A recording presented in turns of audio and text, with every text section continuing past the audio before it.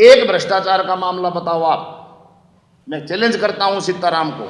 सीताराम कहता है मंदिर में चढ़ जाए, सीताराम कहता है गंगा जल उठाएं। मैं आप लोगों के माध्यम से कहता हूं, बुलाओ सीताराम को, चलो मंदिर में चलते हैं, राव साहब का गंगा जल उठाएंगे। मैं पहला व्यक्ति हूं जो गंगा जल उठाऊंगा कि सीताराम ने इस चुनाव में साथ नहीं दिया बहन आरती राव का। माननीय मुख्यमंत्री जी भी भ्रमित होकर कह दिया था कि भाई ये मैंने घोषणा तो कर दी लेकिन नहीं बनेगा, क्योंकि फॉरेस्ट में घूम गया। लेकिन राव साहब ने कहा कि मैंने लोगों को वचन दे दिया, ये बनाऊंगा। माजरा वालों से बात की और छाती ठोक करके, पटौदी में रैली थी, विप्लव देव जी आए थे, हम वहां मौजूद थे, बरसात हो रही थी, छाती ठोक कर कहा था कि जिसको जो बोलना है बोल ले, एम्स बनेगा हम कहते हैं। और वो एम्स आज के दिन मूर्त रूप ले चुका है।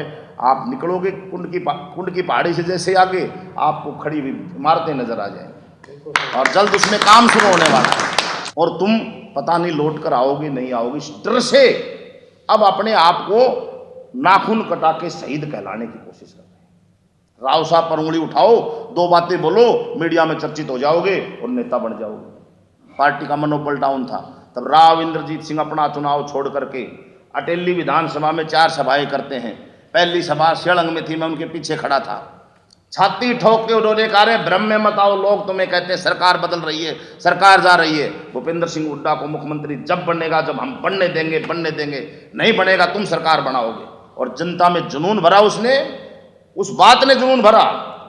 उस बात के जुनून भरने से उन चारों रैली शाम होते होते हवा बदल गई और इस अहिरवाल से वो हवा चली कि जो धर्मवीर सिंह जीते, केंद्र में मोदी जी का शासन हुआ, तीसरी बार बना, और तीसरी बार शासन बनने के बाद हरियाणा प्रदेश में तीसरी बार भारतीय जनता पार्टी की सरकार। जो ये वीडियो देखा मैंने, इसमें साफ मिली भगत लागू शामिल हो रही है और इसमें साफ दिख रहा है कि कुछ लोगों का झुंड है जो घबराए हुए हैं, डरे हुए हैं। क्यों डर गए वो डर इसलिए गए कि राव साहब की वारिस, विरासत को संभालने वाली हमारी बहन आरती राव आज से 1.25 साल पहले जब जीती तो इन लोगों को ये था कि ये 4, 5, 6 महीने में फेल हो जाएगी। लड़की है, बाहर रही है, इसने जो है ना लोगों की नब्ज नहीं पहचान पाएगी। लेकिन बहन जी ने 1.25 साल के अपने कार्य के दौरान साबित कर दिया कि वो पूरी तरह सक्षम है इस जनहित की विरासत को संभालने। पूरे हरियाणा प्रदेश में आप लोगों का वीडियो पूरा हरियाणा प्रदेश देखेगा। आज सर्वे करा लीजिए, कोई मंत्री नंबर 1 काम कर रहा है तो आरती राव कर रही है। एक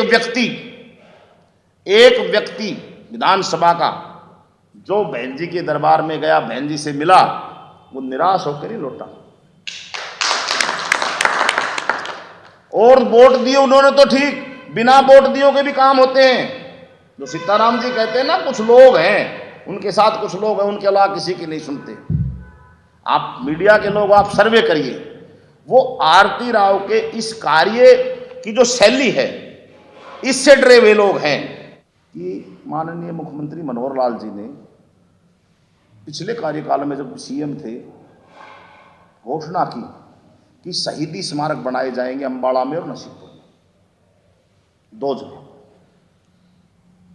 अंबाला का शहीदी स्मारक बनकर के तैयार हो गया, आलीशान।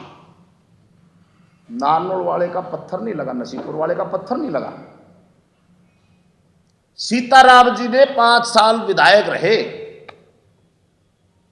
एक बार भी ये प्रश्न, आप उनका कार्यकाल निकाल लीजिए, एक बार भी विधानसभा में प्रश्न नहीं लगाया कि नसीबपुर का स्मारक स्थल हमारा भी बनना चाहिए, हमारे भी अमर शहीद का नाम हो, शहीदों की, शहीदों की धरती है, शहीदों को सम्मान मिले। एक बार नहीं लगाया। लेकिन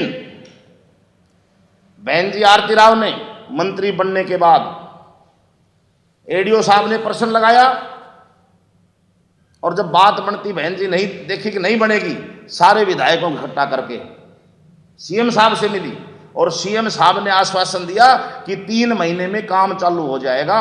राव साहब पिछली सभा में बोल भी गए। और मैं आप लोगों के माध्यम से हरियाणा प्रदेश के अध्यक्ष, राष्ट्रीय अध्यक्ष से विनती करता हूं कि इन लोगों के खिलाफ अनुशासनात्मक कार्रवाई हो जो बगैर सोचे समझे झूठे आरोप इतने बड़े नेताओं पर लगाते, संगठन को कमजोर करने की साजिश है, संगठन को बढ़ा रहे हैं। आप मैं करते हैं कि मैं 1980 मैं 1980 मैं 1980। अरे 3 बार जिन लोगों ने सरकार बनाने के लिए अपने सगों को हरा दिया, अपने भाई भतीजों के खिलाफ खड़े हो गए, जिनको टिकट 2-2 बार नहीं मिले फिर भी तुम्हारे वोट मांगते घूमे, उनका कुछ नहीं है संगठन में? तुम ही संगठन हो। मैं संगठन के पदाधिकारियों से इस मंच के माध्यम से मांग करता हूं कि वो इन पर अनुशासनात्मक कार्रवाई करें। और साथियों, सच कभी छुपता नहीं। आप सब जानते हैं इस चुनाव में पिछले में क्या हुआ है। ये जो आज सफाई दी जा रही, सफाई दे रहे हैं, ये भैया कुछ नहीं है, ये एक राजनीति थी, मुंह में राम और बगल में छुरी। और इस बात को मैं तो राव साहब का धन्यवाद करता हूं कि 1.25 साल तक पता होने के बावजूद उन्होंने इस बात को बोला ही नहीं, किसी को कहा ही नहीं। ये तो जब इनकी रोज की कार्यशैली हर प्रतिदिन देखी, ये तो करते ही जा रहे हैं, तब उन्होंने इसको उजागर किया है। मैं जयप्रकाश, चेयरमैन पंचायत समिति कनीना, सभी पत्रकार बंधुओं का यहाँ आने पर आपका हार्दिक स्वागत करता हूँ। सभी श्रोताओं को मेरा नमस्कार। जैसा कि भाई ने विकास ने बताया, सीताराम जी ने जो इंटरव्यू दिया है राव साहब के खिलाफ, मैं आपको बताना चाहता हूँ कि राव इंद्रजीत सिंह बहन आरती राव 36 बिरादरी के नेता हैं।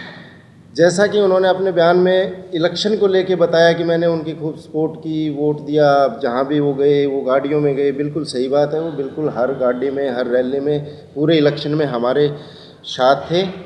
अब वो किस मनसा से थे वो तो पब्लिक बताएगी। इलेक्शन टाइम से ही ये बातें चल रही है। राव साहब ने तो 1.5 साल बाद ये बात रखी है। ये बात तो इलेक्शन टाइम से चल रही है कि ये कर रहे हैं, इनका बेटा ये कर रहा है, ये कर रहे हैं। तो ये जब चीज़ें उनके सामने आई थी तो उसी टाइम अगर इनको ऐसा लग रहा था कि ये सब चीज़ें झूठी हैं, ये बातें गलत चल रही हैं, तो उसी टाइम बैठ के क्लियर करनी चाहिए थी। और ये बातें तो कहीं ना कहीं आपके माध्यम से भी है।